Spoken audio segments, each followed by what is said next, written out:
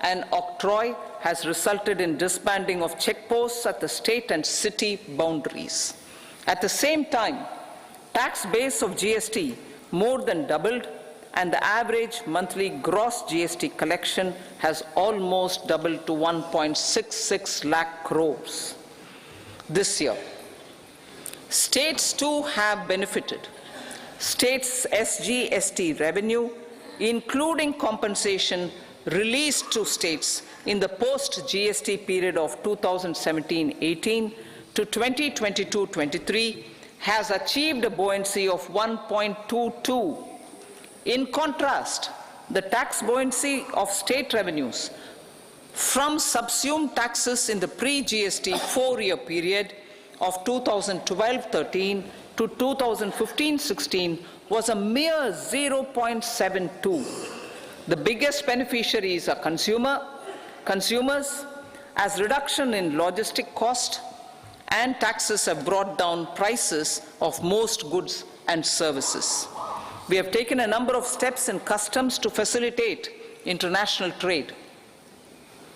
As a result, the import release time declined by 47% to 71 hours at inland container depots, by 28% to 44 hours at air cargo complexes, and by 27% to 85 hours at seaports over the last 4 years since 2019, when the national time release studies were first started.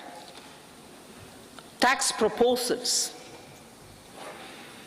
As for tax proposals, in keeping with the convention, I do not propose to make any changes relating to taxation and propose to retain the same tax rates for direct and indirect taxes, including import duties. However, certain tax benefits to startups and investments made by sovereign wealth or pension funds, as also tax exemption on certain income of some IFSC units, are expiring on 31/3/2024. To provide continuity in taxation, I propose to extend the date to 31/3/2025. Moreover, in line with our government's vision to improve ease of living and ease of doing business, I wish to make an announcement to improve taxpayers' services. There are a large number of petty, non-verified, non-reconciled, or disputed direct tax demands, many of them dating as far back as 1962, which continue to remain on the books, causing anxiety to honest taxpayers and hindering refunds of subsequent years. Honorable Speaker, sir, I propose to withdraw such outstanding direct tax demands up to 25,000 rupees pertaining to the period up to financial year 2009-10 and up to 10,000 rupees for financial years 2010-11 to 2014-15. This is expected to benefit about 1 crore taxpayers. 1 crore taxpayers would benefit out of this. Economy then and now.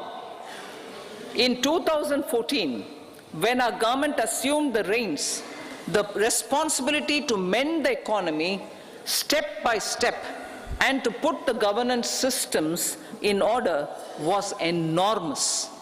The need of the hour was to give hope to the people, to attract investments, and to build support for the much-needed reforms. The government did that successfully, following a strong belief of nation first. The crisis of those years has been overcome, and the economy has been put firmly on a high, sustainable growth path with all-round development. It is now appropriate to look at where we were then.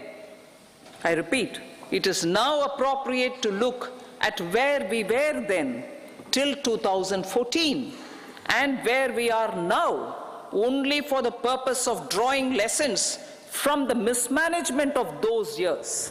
The government will lay a white paper on table of the House.